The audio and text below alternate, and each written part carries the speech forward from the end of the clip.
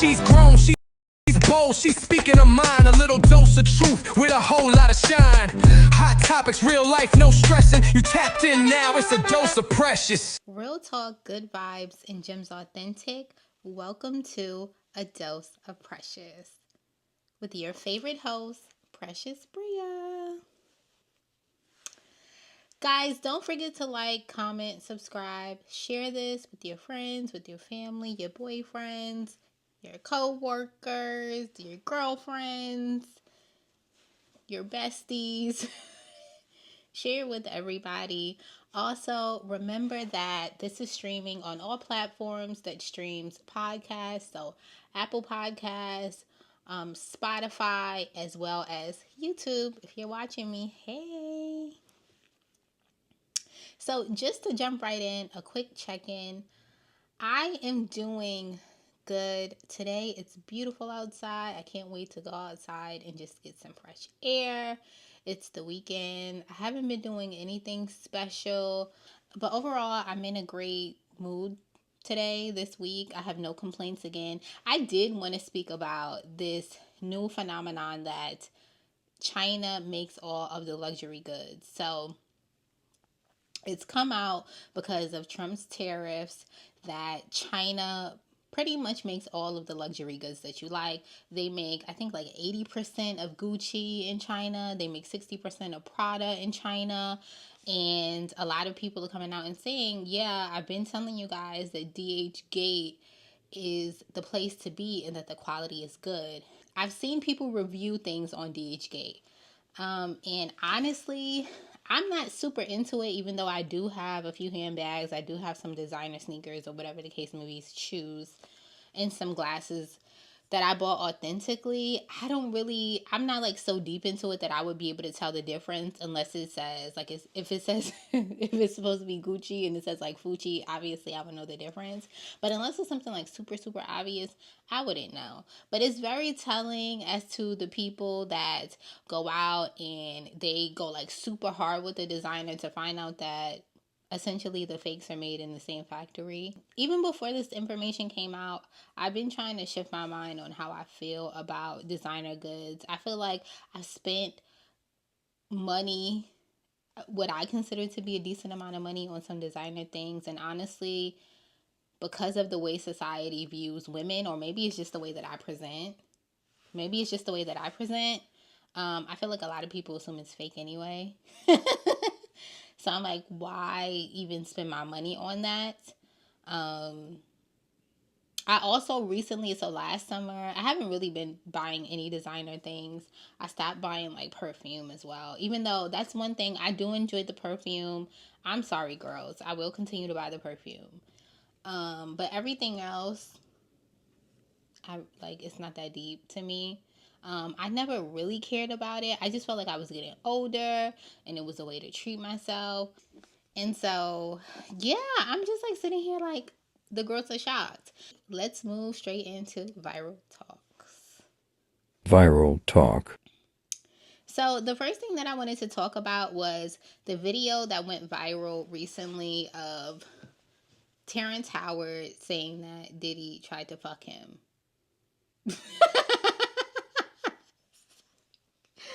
Why does he try to fuck everybody? It's almost like everybody has a story about him trying to fuck him. Let's watch the video so I don't have to recap it, and I'll give my thoughts. Invited me for weeks, asking me to come and teach him how to, wanted me to be his acting coach for a while. Go there and he's sitting around just looking. I'm like, okay, what's the material you want to work on? He's just looking at me. Then next thing you know, okay, hey, will you help me? I want to hear your music. So I come over there and I play the music. And he's sitting there just looking at me, like waiting. Okay. So then my assistant was like, he wants to hang out with you next week. And I was like, for what? He's like, I think he's trying to fuck you. That's what my assistant said. And I was like, oh, okay. Now I get it. So now no more communication. Now you know to be hands off with somebody. A number of producers come in and make the approach, and you threaten to punch them in the mouth, or threaten to knock their head off for talking to you or looking at you like you're a woman. When you approach a real man about his masculinity, you're going to get a real reaction back. It's a difference when a guy walks in a room and when a man walks into a room. And a man don't take the same things that a guy will accept. So always be the man in the room.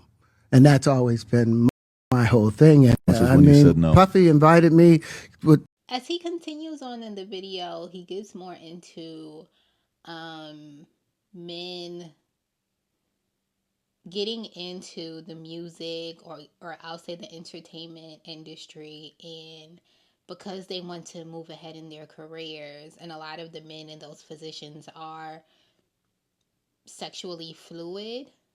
The people that are trying to move up in their careers end up becoming more sexually fluid because they have these sexual interactions with these people in order to move their career ahead, and how it makes them feel in the end, and all of the things. I just think that a lot of people don't have integrity. What do I mean by integrity? Siri, what's the definition of integrity? Quality of being honest and having strong moral principles. Moral uprightness. Do you want to hear the remaining one? Yes. It means the state of being whole and undivided. A lot of people, they don't have any morals and they can't stand on what they actually believe in. Now, as someone who is undecisive, I think that in everything in life, it's okay. You don't have to be like super strong and only I'm believing in this. It's okay for you to learn. It's okay for you to expand. It's okay for you to experience different things if that's what you truly want. I think that although you may have a goal, that doesn't mean that you have to compromise your morals in order to get there. And even now, because of how I look physically, I attract a certain audience, and a male audience, and I could lean into that and put out more sexy content in order to, grow my platform. But I know that that's not the route that I want to go down. I know that I prefer doing stuff like this. I like talking about, different topics and laughing and reviewing shows and stuff.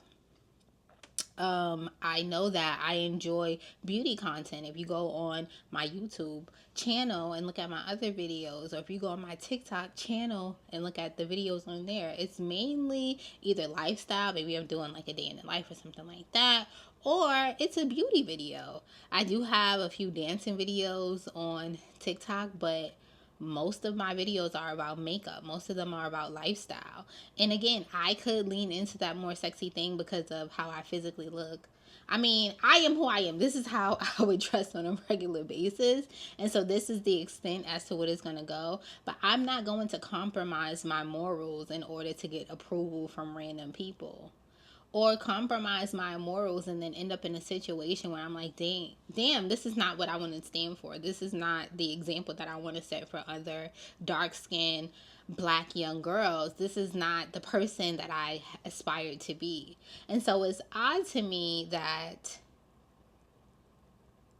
other people don't essentially, I don't want to say have a backbone because everybody's different, but, have a backbone. Because you're especially as a straight person, and again, I'm not them, and maybe I don't want it bad enough.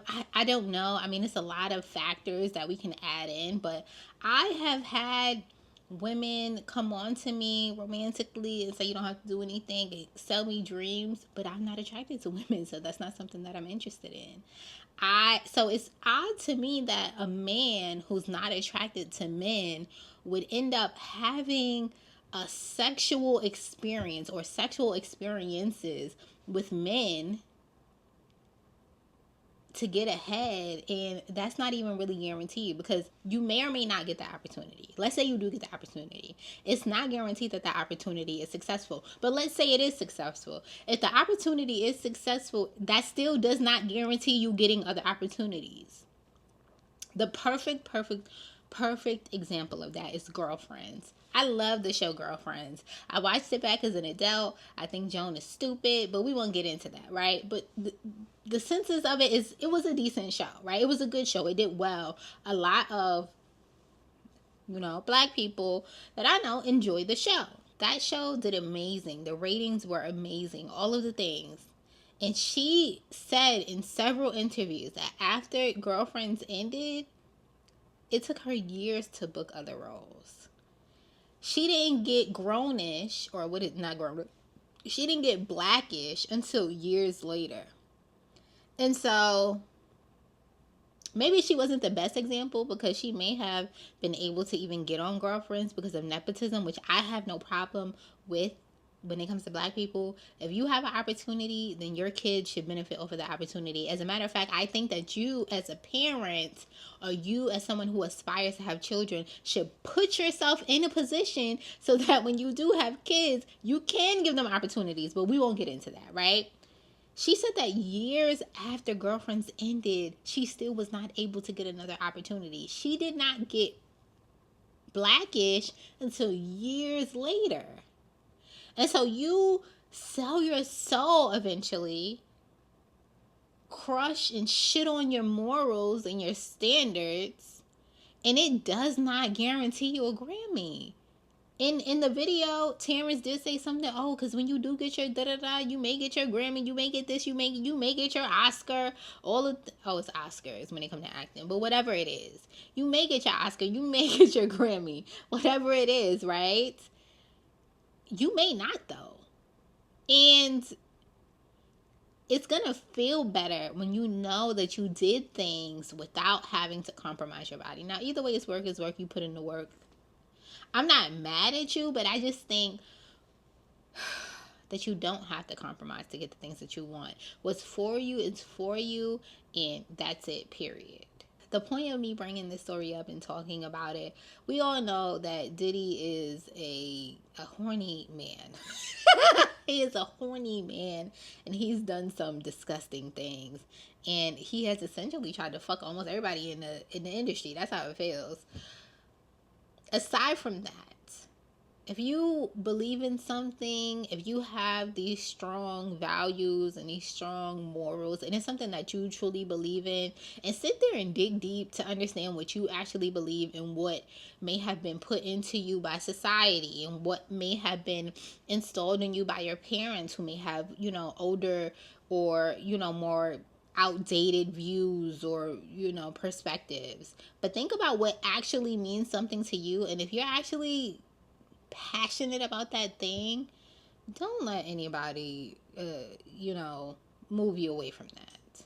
Don't let someone come in and make you stray away from your core values, because in the end, you're going to be the one that's sitting there with that cloud over your head thinking about, damn, I went against everything that I believe in. Oh, child. I didn't want to be preachy, and although I did laugh a bit because of the Diddy part of it all, that's actually really not funny in reality. That was crazy to me. Anyway, I'm happy that Terrance was able to stand on business, and that's what you should do. Stand on business. Moving on. I want to talk about the girl that went viral for saying that she paid essentially $10,000 to get a man.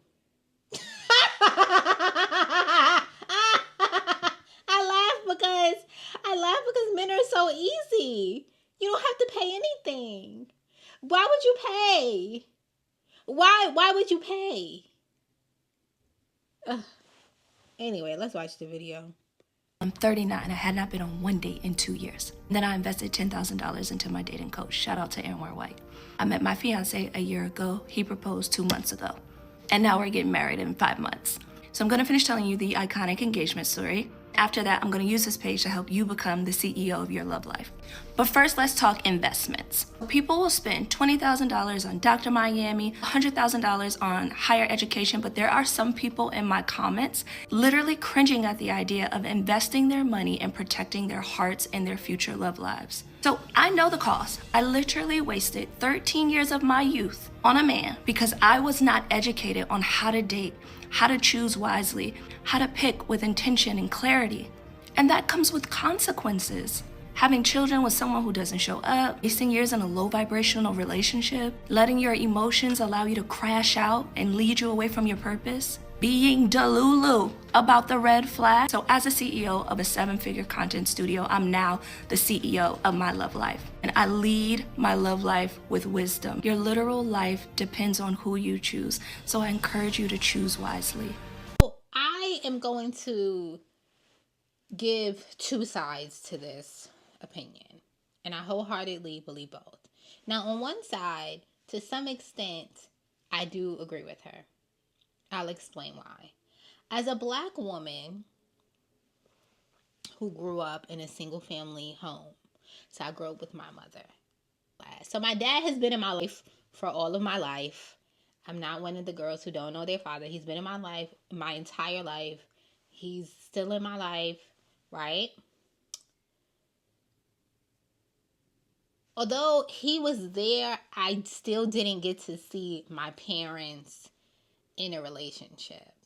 I don't recall growing up and seeing even the women around me essentially in relationships. And I say that to say that when you don't have those examples and when you don't have someone modeling that behavior, when you also, right, because in Black homes, or typically in Black homes, as a girl, they don't want you to date, right? They stay away from boys, stay away from boys, stay away from boys. And to some extent, I understand, right? You don't want your daughter to get pregnant. You don't want them to be involved with men, or, in a certain, on that sexual level. You don't want them to be negatively influenced. I grew up in a horrible neighborhood, right? So you don't want her to be involved in the things that these boys may be involved in. I get that. On the other hand, you dating as a teenager gives you the opportunity to practice. And you dating as a teenager while having the guidance of your parents also gives you the opportunity to have that influence to let you know, oh, he did this, maybe that's not the guy that you want to be with, or he's making you feel confused. That's not the person that you want to be with. Still to this day, I don't really feel like I've had anybody that has came into my life and really has given me any dating advice. This has been the most, well, I mean, Black people, most of it is trial and error, despite what your parents have been through. But this, I think my dating life specifically, not finances. My dad was really adamant about teaching me about credit and, investments and business and all of those things. When I say education, I feel like they spoke to me about that too, to some extent. Dating has been one of the things that I feel like I have been trying to navigate on my own completely. Now, I've seen relationships as I've gotten older. I can't be unrealistic and say that I haven't seen relationships. I've seen certain dynamics. I have certain people in my life, certain men in my life who are, for lack of better words, a whore or whores. I know men that have had several children by several women. I know women that have had several babies by several different men. I know people that have been married for several years, all of the things. But it still was not a space for me to actively learn and have that trial and error thing, because when I was in that stage where you're supposed to be doing this, because it was just cut off, there was no space for me to practice. There was no space for me to ask questions. There was no space for me to get advice from people who have gone through these things, right? Because essentially everyone has dated, so everyone can give some type of perspective. Now, is it going to be good or bad advice? You decide if you want to take advice from certain people. My advice about taking advice from other people is, I would say, don't take advice from anyone that you would not trade places with, or don't take advice from anyone who isn't in the place or hasn't accomplished the things that you want to accomplish, which is why I don't take advice from many people, because a lot of y'all niggas haven't accomplished anything or done any of the things that I want to do, so I just really don't want to hear it. Because somebody was like, well, because I said, I don't really like to take advice from people. And somebody was like, oh, because you got all the answers. Da, da, da. That's how, black people, typical black shit. I don't want to take advice from you because you were married for 7 years, but you cheated on your wife for 6. And got engaged to a stripper. I don't want to take advice from you. Sorry. And so, be careful with who you take advice from. But on that aspect, I agree with her. And so I can understand why when you get to a certain age where you're at a certain place in your life, you would be like, damn, I need help in this area. And it would be nice to talk to people about these things. It would be nice to get advice. When I see certain things online, certain dating personas like Shira7, her saying things like always keep yourself up. I'm a girl who I like to be done up, but I went through a state in my life where I was a little bit down and I stopped really putting myself together. And that's not like, okay, you want to put your best version out there into the world. That's my opinion, do what you do. On the other side of things, I do think that these dating coaches take advantage of insecure women, for lack of better words. Yes, there's nothing wrong with having someone guide you through certain situations. There's another thing with taking $10,000 from someone to give them generic information that they probably could have found online. Now, is it generic? I don't know because I didn't go through the course, but $10,000 to me is like quite insane. But then again, the white people do it all the time. Indian people do it all the time. They have matchmakers. So I don't really know. In 2024, about 31% of Black Americans were married, compared to 48% of all Americans. Additionally, 50% of African Americans have never been married, compared to 34% of all Americans. Thank you. So, back to my original point, which has been really lost in the sauce. I don't even fucking remember. But it's, aside from us not having that practice, it's just like overall more difficult. And so I can see why she would seek that.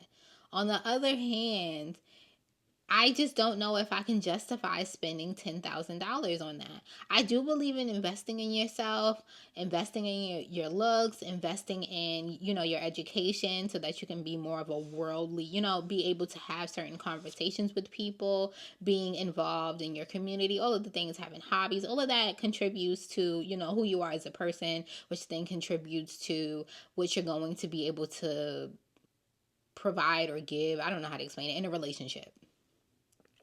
I honestly do feel like these dating coaches, they do prey on, they prey on desperate women. And I guess he has to live his life too, so I'm not upset with that to some extent. But on the other hand, I mean, again, $10,000 is a lot of money just to invest in essentially buying a man when you can. Okay. This is my other thought. This is the other side of it. Exactly.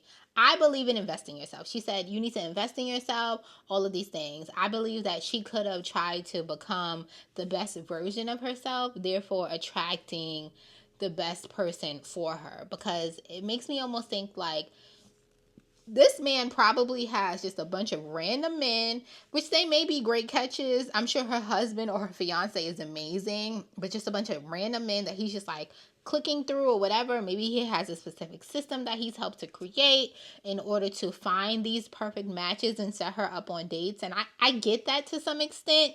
On the other hand, I would have preferred for her to be like, okay, I know that this is the type of man that I would ideally like, right?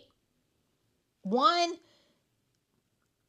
I want to put myself in the best shape that I can be. I want to make sure that I am presenting my best when I'm at the places that I want to, that I could possibly meet these type of men. I think that she could have traveled more. There's stories of people meeting their husbands on travel. So not only do you have an experience, but you have the opportunity to meet someone that you truly love while traveling, or you grow to love, or whatever the case may be. Meet your husband while traveling. I can't really, in my opinion, I cannot justify giving that money over to someone who is essentially preying on your desperation. And don't get me wrong, because I have Anwan, is that his name? I have no issues with him. I've seen his content. I honestly do agree with some of the things that he says, specifically about Black women only dating within the Black race, because it's really difficult. But I still cannot justify just handing over $10,000 to someone. She compared it to like getting surgery. And I guess I don't have surgery, so I can't really say. I can't agree with the $10,000 part. But everything else, like, I agree with. So Aaliyah made a video about how older Black women are a threat, and she was speaking about it in the way of like them blocking resources from younger Black women entering certain spaces and things. But it also made me tie something together when I saw this story that happened in Savannah recently, where this grown man was he assaulted this 11-year-old girl, right? So Maurice Baker was arrested for like a lot of shit, but basically for R-wording a 11-year-old girl. Her mama found out about it, turned him in or whatever. And apparently he had like 20 previous charges kind of surrounding the same thing, and he had done this before. Maurice going to jail caused a whole debate across Facebook because there was this dilemma of the little girl wanted it, right? And people were defending them. So it's like, how are they defending this grown man? And he has 3 kids, y'all, 3 or 4 kids himself. So I'm assuming that it was the girl's mom who had basically posted all the evidence, and there was a video clip of her confronting Maurice and of him basically trying to put it on the little girl and deny it and say nothing ever happened, and the mama just being like, you shouldn't even be texting her phone like that. So this is what he was texting the little girl's phone. The little girl had been texting him, asking him, when are we going to do it again? And he's like, I was busy. What's up, though? He was texting her off multiple different numbers. He was telling her to delete his main number. And then he got a text now. Like, this grown man knew exactly what he was doing, y'all. So when I got in the comments, I expected, to see the men defending him. It was all women. It was all women saying the little girl wanted it and she was grown. It was all women. And specifically this woman, didn't the little girl like it though? She wanted more of that thing. This is why older Black women are a threat to little Black girls, because they will put us in dangerous environments. And Black women like this are very dangerous because they curate environments where they are protecting men like this. They protect their uncles, brothers, cousins, and these are the same Black women who I was just talking about in the previous video, who once again, they'll bring the little girls out at the birthday parties after all the men and uncles done got drunk and tell the little girls to dance and watch them twerk and hype it up. You know what I'm saying? These are the women who will conveniently leave their little cousin or their little niece who they were supposed to be watching, or whoever you let stay with them for the weekend, who will conveniently leave them in the house with their nephew or with their brother who they know got a past or a history of messing with kids, and then just act like they ain't knew that was happening. This is your grandma who cut her TV up when she heard your uncle get up and start going towards your room. These are the bitches who cut the TV up, who cut the music up, and just act like this shit not happening, and they think that violence and submitting to this violence from men is a part of womanhood, and it's something that we should be forced to go through. They think that it is the mark of what womanhood is shown to them, and it's just such a hatred that they want that hatred pushed down onto others, and they just want Black women to have a rough time, whether it's getting jobs, breaking into new spaces, dealing with men, dating. They expect oh, you gotta cook and clean and be submissive. It's the loving their sons but raising their daughters to take care of their sons. Like, it's all of that. These women are the enablers of toxic masculinity and what men get away with in the culture and violence against women. And as long as these women exist and they're not addressed, they will continue to birth sons and to cover up and to marry men and to be the shield for these men to get away with these things. Like, perfect example is R. Kelly. The amount of women, R. Kelly and Bill Cosby, when both of them went to jail, you have all of these black women stating that they're still going to listen to his music. They're still, he's innocent. They need to let him out of jail. All of these things. Oh, they need to arrest the parents. They need to arrest the parents. That was another big thing. Yes. Are there a lot of factors to it? Sure. But it does not take away from the heinous crimes that these men did. Yeah. I said that correctly. R. Kelly would literally go to his shows and scout out young black women. You want to know why they look for black women? Because they know racism. They know that the cops won't look that hard. The cops will say she ran away. They'll paint this narrative as if she's not a young, innocent little girl who needs help. And they don't give a fuck. That's why. And then the parents are so stupid and they're blinded. Them dumb idiots are blinded by money. And so they think, oh, no. This is going to get my daughter to fame. This is going to make her famous. If she's going to become famous, why the fuck does she need to be in his house? Why does she need to live with him? Nobody ever stands up for black women. And they don't stand up for black women, but for little girls who really, there's nothing that they could do. Nobody stands up for them. Nobody. To think that they would say that a little 11-year-old girl was coming on to a grown-ass 40-year-old man. And as a woman, I know how these men are. They're disgusting. Men are disgusting. And when I say stuff like that, because they are rapey. And they do make women uncomfortable. So I remember being like super young, and because my body developed, it didn't matter how my face looked. Because my body looked older, men always tried to come on to me, old ass niggas. Always. I remember one day I'm standing at the bus stop in New York. It's normal for people to take the bus. I'm standing at the bus stop, and this guy comes up to me, and he's trying to talk to me. And I'm like, I may look older, but I'm young. And he's like, oh, I'm young too. He wasn't young. He had to at least be, I'm being generous, meaning I'm saying he's way younger. He had to at least be 28. But then when I get older, you hear all of these stories about these young girls. And I was never interested in the older guys, but these young girls dating these grown-ass men. That's disgusting. Why? It's always very telling to me. As I've gotten older, I have dated a little bit older, and it's always very questionable to me, because why don't you want to date women your age? Especially in 2025, because the bitches are fine, okay? I know what the 30-year-olds look like. I know what the 35-year-olds look like. I know what the 40-year-olds look like. I know what the 50-year-olds look like. And we all look the same. Okay? We all look the same age. So why you feel like you need to date younger? Why? Because you're a bum. You a bum ass nigga. That's why. That's why.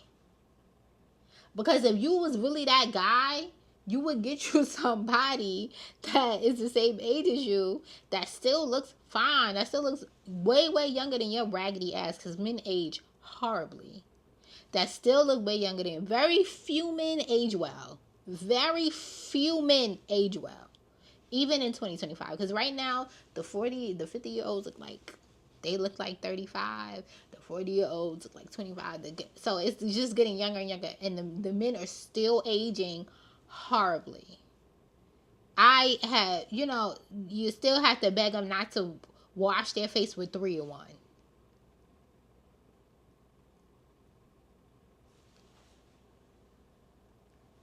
Or my mind immediately goes to the families where, he done molested the grandma, this man done molested the mom, and now you going to let him be around your kids so he can molest your kids too?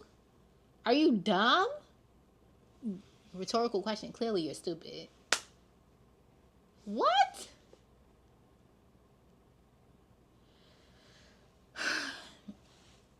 We have to do better. That little girl, she needs help. She needs help. And he belongs in jail. Mind you, come to find out, he in the video we heard he has been arrested for things like this before. He should not be around children. He doesn't need to be around women. He needs to be under the fucking jail. You know what I mean by that.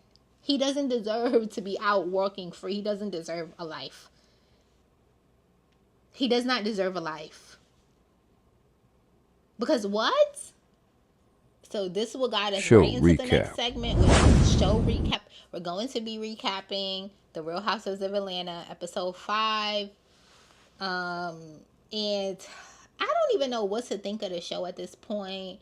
I keep questioning, why did Bravo show this episode? Like, why did Bravo show this? They could have easily cut all of this out. Like, they could have easily, the little bit that Kenyon was shown, they could have cut her out completely. Like, we didn't need to see any of it. And so it's odd to me that they wanted to still show this. Of course, you know, they're money vultures. So I'm assuming that that's maybe why. Well, that's why they still continue to show it. But it's so dark that I'm just like, why at the same time? So we'll jump right in. Of course, we're going to go person by person. We will start off with Shamia. We're going to talk about the situation, most of the episode towards the end. So we'll start off with Shamia. We know that Shamia ended up apologizing to Angela because Angela and her had a disagreement, which was stupid as fuck. Shamia felt bad that she had commented on Angela's appearance. I don't think she said anything that was crazy. I do think it's mature that she did apologize. I'm not mad at her for that. And so, yeah, moving on. They're able to move forward. She invites her over to her house. When she gets to the house, yeah, I guess we could move into that. So when she gets to the house, Brittany is there. Brittany is apologetic about what she said about the gun thing. She hates that things escalated and got that far, allegedly. And she is willing to apologize to Kenya. There was also a moment between Brittany and Angela where Brittany felt like Angela had validated her feelings, and Angela was just kind of like, no, I was just acknowledging that you felt that way, and so that's it. And so I thought that was funny. And then we can move on to Portia. Portia does also have a sit down with Brittany. I guess she's trying to understand like what happened. Again, Brittany comes in and she's apologetic. She wants to be able to move forward. She wants to apologize. And so I think that that's great. I do love that Portia pointed out that the energy that Brittany has in her head is very much so one-sided. I think that Brittany was looking for a fight in Kenya, and because she was not like met with that aggression that she feels she normally sees, that's why we got the version of Brittany that we got. What I will say is I was able to watch Portia's YouTube, and in Portia's YouTube channel, she did make a video speaking about what happened that night of the argument, and she did say that there was a lot more to the Brittany and Kenya argument, and that they argued for almost 2 hours. So I could only imagine what else was said. But I still feel like she was coming for Kenya, and that's why she may have gotten that energy. Had she not come from Kenya, I feel like Kenya was actually trying to be nice to everybody, which is a new side to her. Because usually she does come in pretty high. I feel like I was saying last week that I do like Kenya. I still do like Kenya, but I can see why people don't like Kenya. I can see why people think that Kenya is like the bad guy. I think Kenya just has like trauma like most people, and you know, she shows her insecurities a lot. And so I don't pay her no mind. I also want to admit that, or not admit, I want to say that a lot of the people that I like on reality TV are good for TV. Kenya, Tamar, all of these people, they're great for TV. But I also can acknowledge that I could not be friends with these bitches because we would end up physically fighting because they're not healed. And I just, like, I am going, like, I'm still trying to heal my trauma, of course. but they are just like on a different level, and I just can't do. They do give Mean Girl energy, both of them, and I can't do Mean Girls because I can't do it. I can't.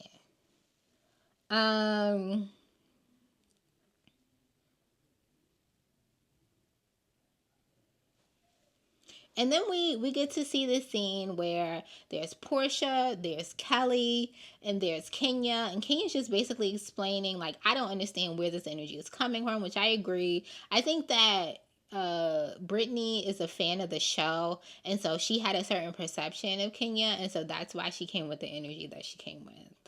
And then to jump to Angela really quickly. We know now that Angela did admit that she was the one that asked the shady question.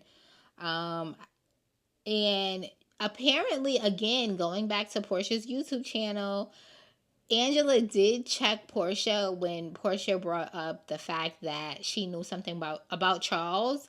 And she said that she was just kidding and she was just playing, that she does not know any information about Charles. I feel like she's lying by saying that. I think that they are waiting for Angela to address the fact that Charles had an outside baby. Angela's trying to put on face. She's trying to put on this like perfect front for everybody, that her and Charles have this good relationship. The way she spun everything was that they did have a point in their relationship where there was some trouble, but she did not blame it on Charles. She blamed on like the NBA or something, like them kicking. It was like something stupid. And the truth is, Charles cheated on her, of course, because that's how you got the baby. That's the only reason why I'm saying that confidently. He had an outside baby, and that's why when she explained like the children, she said it the way she said it. But yeah. And she did ask Charles, oh, what could Portia know about you? And you know, Charles was just like, what is she, the FBI? He. That was corny to me, but whatever.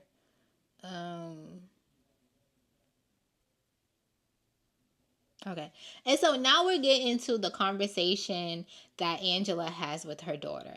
So we see that there was some type of disagreement between Angela's daughter and the sister and the mother. And so Angela gets to explain all of that. All of that is irrelevant. What I want to focus on is the fact that Angela's daughter went and got married and she didn't tell her mom. Apparently she told the sister, so her aunt and her grandmother, but she didn't tell the mom, and Angela didn't find out until 4 months later. But the way Angela sets the scene up is that her and her daughter are so close, that she was a single mom, and so that made it so that they had this really tight connection or, bond with each other. But y'all can't be that close if she didn't even want to tell you that y'all are married. Marriage is a big step in life. Usually marriage is something that somebody is proud of and they like to tell a lot of people, So it's very odd to me that that's not something that your daughter will want to share with you. That's not something that your daughter will want you to be there for on that day. And even if it was like super intimate, you can't try again to create this narrative that you guys are so close, but she don't even want you to be at her wedding. Well, she don't even want to tell you about her being married, let alone be at the damn wedding. So that was interesting too. So now to get into D-Day. So we see that Kenya's event was amazing. She has everything laid out beautifully. All of the girls show up. We see that Brittany shows up. Brittany has flowers. Brittany attempts to talk to Kenya, but Kenya ignores her. Now, I want to point that out because I thought that it was odd that Kenya did not want to acknowledge her. Because if you didn't want her there, if you don't like her so much or you felt so scared about her, I do agree with what the people are saying. Why would you want her at your event, right? This is your special day. This is your big day. Why would you want her there? She never uninvited Brittany. Right after Brittany leaves, we see that Kenya begins to give her speech. Now, because I don't get to see the videos, I watched the episode twice. I watched the first one for entertainment. I watched the second one. I take the notes, and this is how I am able to discuss what I want to discuss and bring up and point out and all of the things. I didn't get to see the video. So again, I don't feel the dramaticness of everything that happened. I can see how it's disrespectful of, I'm assuming it's the one video. They said that it's more than what they spoke about on television, but I know that Cynthia spoke about her having a picture of the girl sucking dick. And so obviously that is traumatizing, that's humiliating, and all of the things or whatever. And they're saying that it's revenge porn. I mean, I guess that's how you would explain it. I don't really know how to define it, but that is messed up. The truth is, as a woman, again, I would be humiliated. I would be upset. That's not something that I would like to ever happen to me. And so I can completely understand why Brittany would be upset, or anybody would be upset by that. And I want to admit that that was wrong. I do feel that at the time that Brittany brought up guns, I do feel like there should have been some type of suspension. And although Kenya didn't uninvite her to that event, I feel like Bravo should have made it clear that maybe they can like not film together or whatever the case may be. Like maybe it's like, you know, Brittany, Kenya, or something like that. Like, I don't know. I feel like there should have been some type of resolution. I know that there was other people that brought up New Jersey and how on New Jersey they always threaten to like kill each other. But I feel like that's just like how they speak in New Jersey. Like that's just the level of aggression that they have. But that's not the level of aggression that all of the other franchises have. And if someone comes to you at a job in a corporate setting and says, wow, I feel like this person threatened me, I feel like no matter who it is, no matter what the situation is, even if guns weren't involved in it, that should be handled seriously and in a professional manner. But that's just my opinion. And so I although I would like to say a lot of things, about a lot of things, it's not really much for me to say because I don't really get to feel the intensity of the pictures because I was not able to see any of the pictures. There has been a lot of background noise, aka, you know, stuff on social media that has happened. Allegedly, there's a rumor that Ming Lee was the one that gave Kenya this information. And so she has come out and made a statement and said that basically the pictures were online and so nobody did anything wrong and all of those things. Still, at the end of the day, as a woman, I feel like Kenya shouldn't have showed the pictures. I think that she was dead wrong for that. But I can also understand why she felt like she was being threatened and all of those things. Because if you're arguing with somebody and then you start talking about guns and all of those things, then, I mean, I think naturally a person would assume that the guns are for you. So I don't know. I think that this is a big mess. And again, my main question is, why the fuck did Bravo show this? Why? Because it could have been all avoided. I don't think that they're going to kick Kenya off of the Bravo network. I think that if they are able to bring Phaedra back, which Phaedra accused someone of rape, literally on television, set someone up to get the information out of there, all of these types of other things. I mean, I don't really feel like they care that much about any of it. Is it because it's black women? Probably, but I don't think they care. I don't. That's my honest opinion. And I don't really know what else to say about this situation because this whole thing just gives me high school.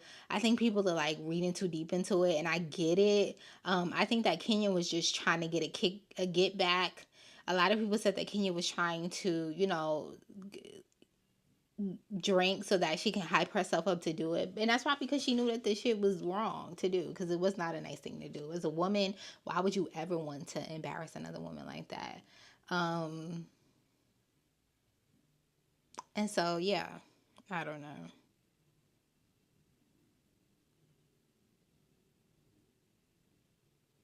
And then just to end it off, Cynthia was the only one that held Kenya accountable and let her know that you're better than this and you shouldn't have done this and all of those types of other things. And I appreciate Cynthia for that, because I wish that Kenya would have called Cynthia beforehand and been like, Cynthia, what do you think about this? So that she couldn't have done it, because I really would have enjoyed to have Cynthia on this show. To have Kenya on this show. Even if it was like Kenya and Brittany going back and forth Kenya gives good reads. Kenya is good TV. She's fun. She's funny. And so I love all of the things. And I wish that we could have gotten more of Kenya. I'm sad that this is going to be her last episode. And I'm interested to see how the season is going to progress. I will guaranteed review the next episode. But if it's boring, then, we may hop around a little. We'll see. Comment Confessions. I was at a friend's bridal shower. It was super put together, bougie decor, charcuterie boards, cute little signs that said Miss to Mrs. You'd think it'd be straight off a Pinterest board. She looked so damn happy, like the type of happy that makes you believe in fairy tales again. She's opening gifts, doing the whole smile and giggle thing. She picks up this small, kind of sketchy looking box. No tag, no bow, just tossed in like someone snuck it in last minute. Inside is a black envelope. She opens it, pulls out a photo, and freezes. She didn't speak, doesn't move, just stares. Then she turns it around and hands it to the girl next to her. And that's when it hit all of us. It was a picture of her fiance. Knocked the fuck out, shirtless, in a hotel bed with a woman's bare arm across his chest like she paid rent to be there. In the back of the photo, thought you should know what happened in Miami. Congrats. The room went dead. You could hear someone's fork hit the plate. No one breathed. We all just sat there like, what the fuck do we do with our hands right now? And then, this is the part that lives in my soul rent-free. She stood up, calmly put the photo back into the box, looked around the room and said, someone grab a trash bag. I'm returning every one of these gifts. She walked over to the mimosa fountain, dropped the box in it, turned back one last time and said, tell him I said fuck you and good luck finding someone who will ignore all of the red flags like I did. And then she just left. No tears, no screaming, just bridal heels clicking. It was the most savage, iconic exit I've ever witnessed. And honestly, she deserved better the whole damn time. Yikes. I cannot imagine me being almost married to somebody and then something like this happening. All I can say is she dodged a bullet. That's all I can say. I hope that someone else paid for the wedding so that she's not on the hook financially and that it was early enough for her to cancel everything. But other than that, I mean, it's better than having to go through hell with this person, getting married to them, and then feeling obligated to stay with them. If you find out early enough, you get to just get rid of them, move on with your life. It's going to be difficult in the beginning, even though she might have not shown so much of a reaction in that moment. I'm sure that, at some point there's going to be some type of emotional time that she goes through, and it's better to get that shit out of the way as opposed to being married and having to go through a divorce or an annulment or having to deal with his cheating for years and years and years and years to come. And her man is still out there, so period. Go and find you a man that's going to appreciate you and that knows how to control himself in Miami. Dating is just so difficult, I swear. Anyway, I hope that you guys enjoyed this video. Don't forget to like, comment, subscribe, and share. Again, this is streaming on all platforms, so go listen on Spotify, Apple Podcasts, and of course here on YouTube. See you next week.